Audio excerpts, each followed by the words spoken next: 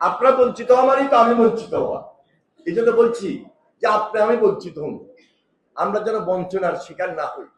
আমরা লক্ষ্মীপুরের মানুষ এমনি অবহেলিত, এমনি উপেক্ষিত, প্রচুর বঞ্চনার শিকার হয়েছি বিগত 17 বছর। আমরা যেন লক্ষ্মীপুরের মানুষ আর অবহেলিত না থাকি, বঞ্চনার শিকার না হই, উপেক্ষিত না হই। চন্দ্রগঞ্জ উপজেলা গঠন করার মধ্য দিয়ে সেটা আমরা প্রমাণ করেছি। আমরা বিএনপি চাইলে পারি, এটা প্রমাণ হয়েছে। আমাদের দাবি এখানে শেষ না। আমরা লক্ষ্মীপুরে একটা বিশ্ববিদ্যালয় প্রতিষ্ঠা করব, একটা মেডিকেল কলেজ প্রতিষ্ঠা করব, একটা অর্থনৈতিক জোন আমরা গঠন করব।